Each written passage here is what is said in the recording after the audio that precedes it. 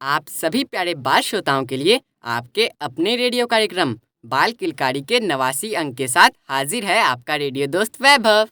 Hello दोस्तों, मैं हूं आपकी रेडियो दोस्त अनुष्का।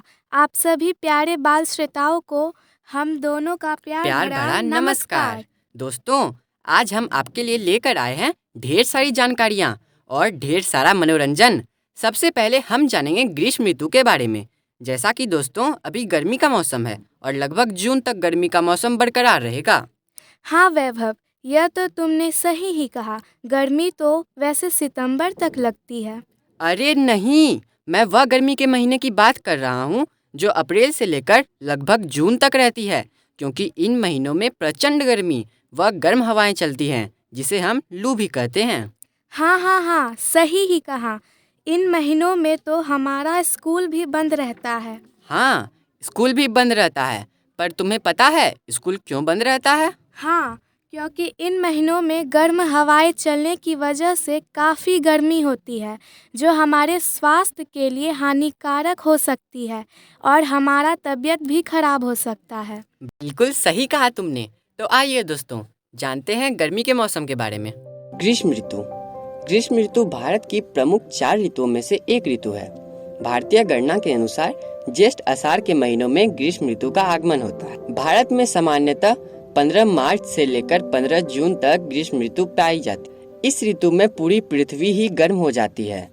मई और जून में दोपहर तक धूप बहुत तेज होती है और धूप के कारण लोग अपने घरों से बाहर भी नहीं निकल पाते हैं। इसीलिए हमें इस ऋतु में स्वास्थ्य और तंदुरुस्त रहने के लिए बहुत सी सावधानियां भी रखनी चाहिए। गर्मी से बचने के लिए हमें ठंडे पदार्थ का सेवन करना चाहिए। गर्मी के मौसम के दौरान हमें आरामदायक सूती कपड़े पहनने चाहिए और हमें अपने आसपास के क्षेत्रों में अधिक से अधिक पेड़ पौधे लगाने चाहिए। हमें इस ऋतु में हल्का भोजन करना चाहिए। बहुत ही महत्वपूर्ण जानकारी आपने दी। इसका तो हम सबको पालन करना ही चाहिए। तो चलिए हम अपने कार्यक्रम को आगे बढ़ाते हैं और सुनते हैं एक प्रेरणात्मक गीत जो हमें भेजा है पर्वती भागलपुर से निशा कुमारी ने।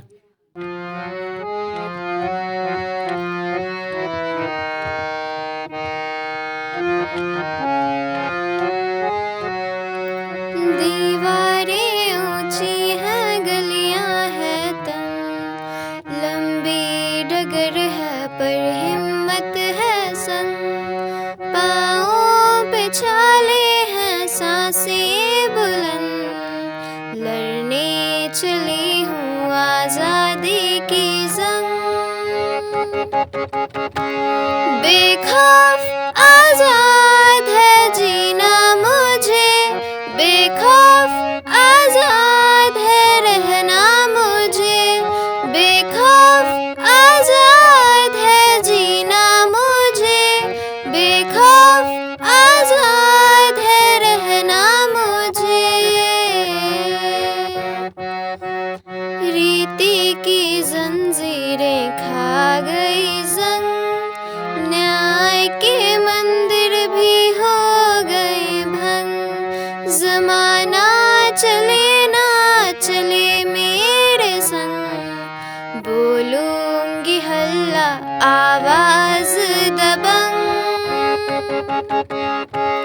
बेखौफ आजाद है कहना मुझे, बेखौफ आजाद है रहना मुझे, बेखौफ आजाद है कहना मुझे, बेखौफ आजाद है रहना मुझे।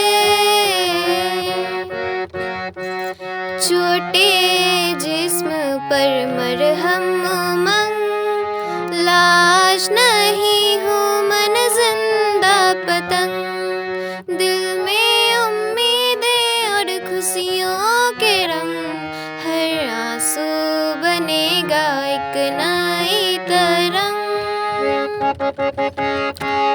बेखौफ आजाद है बहना मुझे, बेखौफ आजाद है रहना मुझे, बेखौफ आजाद है बहना मुझे, बेखौफ आजाद है रहना मुझे।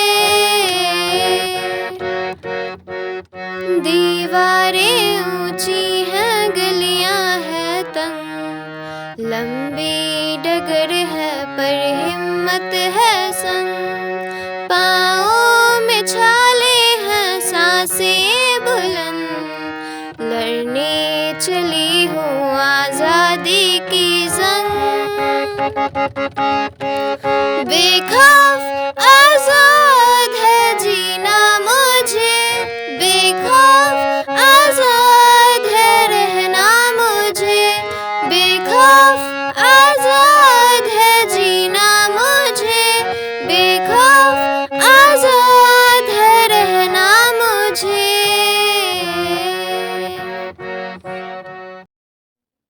वाह निशा, आपने तो अपने गाने से हम सबको जागरूक कर महिला सशक्तिकरण का एक अनन्य उदाहरण दिया। आपका बहुत बहुत धन्यवाद। तो चलिए दोस्तों, अब हम अपने कार्यक्रम को आगे बढ़ाते हैं और सुनते हैं अपने अगले स्तंभ में कुछ नया सीखने और सिखाने वाली बातें। आप लोगों को मेरा प्यार भरा नमस्कार। मेरा नाम राहुल कुमार है। मैं आप लोगों को परिश्रम के महत्व के बारे में कुछ बताऊंगा। परिश्रम आदर्श जीवन का मूल मंत्र है। हमारे ऋषि मुनियों ने, वेद शास्त्रों ने, सभी ने एक स्वर में श्रम को महत्वपूर्ण स्वीकार किया है। कहा गया है, बैठने वाले का भाग्य भी बैठ जाता है और खड़ा होने वाला का भाग्य भी खड़ा हो जाता है। इस संसार में जितने भी चेतन प्राणी हैं, कोई भी कर्म किए बिना नहीं रह सकता। प्रकृति के सभी पदार्थ नियम पूर्वक अपना कार्य करते हैं। सूर्य प्रतिदिन समय पर निकलता है, नदियाँ दिन रात बहती है, कीड़े मकोड़े, पशु पक्षी सभी अपने अपने काम में लगे रहते हैं। शायद ही चींटी को किसी ने सोते हुए देखा हो। फिर मनुष्य तो सर्वश्रेष्ठ प्राणी है। इस संसार का ऐसा कौन सा कार्य है जिसे मनुष्य ने अपने श्रम से साध नहीं सकता? वास्तव में श्रम के बिना मनुष्य के जीवन की गाड़ी चल ही नहीं सकती। मानव ने निरंतर परिश्रम करके ही अपने विकास का पथ प्रस्थान किया है। आज संसार में जो कुछ दिख रहा है, मनुष्य के परिश्रम का ही फल है। वो परिश्रम के सहारे ही जंगली अवस्था से वर्तमान विकसित अवस्था तक पहुंचा है। जीवन में सफलता के लिए परिश्रम नितांत आवश्यक है। आलसी, उद्योगी और आक्रमणीय व्यक्ति जीवन के किसी क्षेत्र में सफल नहीं होता। सफलता परिश्रम की दासी है। वो परिश्रमी व्यक्ति के चरण चूमने को सदा तात्पर्य रहती है। विश्व में जितने भी महान व सफल प्राणी हुए हैं, वो प्रतिभाशाली होने के साथ साथ परिश्रमी भी थे। बोझा ढोने वाला तेंजिंग अपने उदय के बल पर ही एवरेस्ट पर विजय का पताका फहरा सका। नेपोलियन, अब्राहम लिंकन, गांधी विश्व के तेज धावक, खिलाड़ी, वक्ता, नेता, अभिनेता, गायक सभी और संघर्ष परिश्रमी के द्वारा ही शिखर पर पहुँचे हैं। नेपोलियन की डायरी में तो असंभव जैसा कोई शब्द ही नहीं था। उद्योग और कठिन परिश्रम से ही मनुष्य की कार्य सिद्धि होती है। केवल इच्छा मात्र से नहीं, जैसे सोते हुए सिंह के मुंह में मार्ग नहीं घूमते। मनुष्य ने जितना अधिक संघर्ष किया, परिश्रम किया, अंत में उतना ही अधिक उन्नति की। जितने कष्ट संकटों में है, उनका जीवन सुमन खिला। गौरव ग्रंथ उन्हें उतना ही यत्र तत्र सर्वत्र मिला। केवल इच्छा और भाग्य के सहारे पर चलना कायरता है। मनुष्य अपने भाग्य का निर्माता स्वयं है। आक्रमणीय व्यक्ति का भाग्य कभी नहीं जागता। वैसे ही ईश्वर उन्हीं की सहायता करता है जो अपनी सहायता स्वयं करते हैं। कायरों और निकम्मों से ईश्वर भी विमुख हो जाते हैं। दिनकर जी ने कहा है, ब्रह्मा से कुछ लिखा भाग्य में मनुज नहीं लाया, उसने अपना सुख अपने ही बुझबल से पाया। परिश्रम करने से मनुष्य को आत्मशक्ति प्राप्त होती है। उसका हृदय पवित्र होता है। उसे सच्चे ईश्वर की प्राप्ति होती है। परिश्रम का फल जब मनुष्य के सामने होता है तो उसका हृदय वर्षा की तरह उछलने लगता है। वो आत्मगौरव का अनुभव करता है। परिश्रमी को किसी बात का अभाव नहीं होता। वो किसी के सामने हाथ फैलाकर गिड़गिड़ाता नहीं। वो सदैव आत्मनिर्भर रहते हैं। वो जानता है उसे जो चाहिए मैं अपने श्रम से प्राप्त कर सकता हूँ। परिश्रम करने से मनुष्य का मन गंगा जल की भांति पवित्र हो जाता है। परिश्रमी व्यक्ति के मन में बुरी भावनाओं व विचारों के लिए स्थान नहीं होता। उसके पास इन सब के लिए समय ही कहाँ होता है। खाली मस्तिष्क शैतान का घर होता है। जो व्यक्ति सदा व्यस्त रहता है, उसके पास बेकार की बातों में सिर खपाने की फुर्सत ही कहाँ होती है। उसका मन एक निश्चित लक्ष्य की ओर लगा रहता है। परिश्रम करने से मन ही नहीं, शरीर भी स्वस्थ और प्रसन्न रहता है। परिश्रम करने से मनुष्य में नई शक्ति, नई चेतना का उदय होता है। परिश्रम से न केवल मनुष्य की भौतिक उन्नति होती है बल्कि उनकी आध्यात्मिक उन्नति भी होती है। कबीर कपड़ा बुनते थे, रौदास जूते गांठते थे, उमर खयाम तंबू सीते फिरते थे, टॉलस्टॉय जूते गांठते थे। जॉन ऑफ आर्ट को भेड़ चराने में आनंद आता था। किसके बल पर? श्रमिक के। बहुत ही अच्छा जानकारी दी आपने।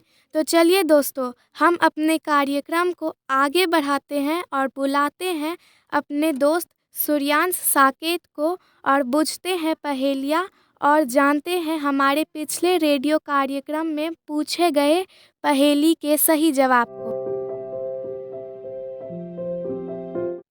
हेलो दोस्तों, मेरा नाम सूर्यांश साकेत है। मैं आज आप सभी को पहेली सुनाने जा रहा हूँ जिसका उत्तर आपको हमें भेजना है। तो आज की पहली पहेली है। ना कभी आता है ना कभी यह जाता, इसके भरोसे जो रहे हमेशा पछताता है। प्यार करूँ तो घर चमका दूँ, वार करूँ तो ले लूँ जान। और आज की दूसरी पहेली है। मुझे सुनाती सबकी नानी, प्रथम काटे तो होती हानि, बच्चे भूलते खाना पानी, एक था राजा एक थी रानी। तो मैं आपको अपने पिछले एपिसोड में पूछे गए पहेली का सही उत्तर बताने जा रहा हूँ। तो पहली पहेली है, पेट में उंगली सिर पर पत्थर, जिसका जल्दी से बतलाओ इसका उत्तर। इसका सही उत्तर है अंगूठी। दूसरी पहेली थी, 3 अक्षर का मेरा नाम, आता हूँ खाने में काम, मध्य काटे तो चाल बन जाऊँ, मेरा नाम सदा तक तत्काल।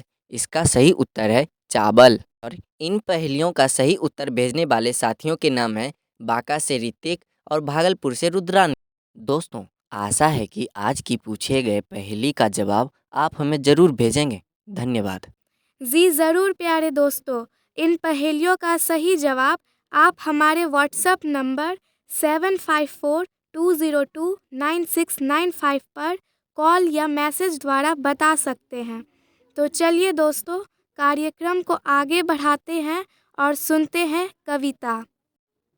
मेरा नाम रोशन कुमार है। मैं आज आप लोगों को एक कविता सुनाने जा रहा हूँ जिसका शीर्षक है चिड़िया। पीपल की ऊंची डाली पर बैठी चिड़िया गाती है, तुम्हें ज्ञान अपनी बोली में क्या संदेश सुनाती है। चिड़िया बैठी प्रेम प्रीति की रीत हमें सिखलाती है, वह जग के बंदी मानव को मुक्त मंत्र बताती है। वह वन में जितने पक्षी हैं, खंजक कपोट चातक कोकिल काक हंस शुक्र आदि, वापस करते सब आपस में हिलमिल, सब मिलजुल कर रहते हैं, आसमान ही उनका घर है जहाँ चाहते जाते हैं। वाह, बहुत सुंदर कविता सुनाई आपने। प्यारे दोस्तों, अब वक्त हो गया है कुछ मजेदार चुटकुले सुनने का। नमस्कार, मेरा नाम राहुल कुमार है। मैं आप लोगों को चुटकुला सुनाऊंगा। मेरी हंसी का हिसाब कौन करेगा, मेरी गलती को माफ़ कौन करेगा। ए खुदा, मेरे दोस्त को सलामत रखना, वरना मेरे बर्थडे में डांस कौन करेगा। अरे वाह, बहुत ही मजेदार चुटकुला था। ज़रा घड़ी पर भी नज़र डालो वैभव। अरे हाँ, मैं तो भूल ही गया था। प्यारे साथियों, आपसे बात करते करते समय का पता ही नहीं चलता, बल्कि समय ही कम पड़ जाता है। इसलिए अगले रविवार से हम अपने समय 9:45 से 10 बजे तक कार्यक्रम बाल किलकारी के साथ फिर से हाजिर होंगे। दोस्तों, आपको हमारा आज का कार्यक्रम कैसा लगा हमें बताइएगा ज़रूर। हमें आपके मैसेज का बेसब्री से इंतज़ार रहेगा। तब तक के लिए अपने रेडियो दोस्त अनुष्का और अपने रेडियो दोस्त वैभव को दीजिए विदा। Bye bye. बाय।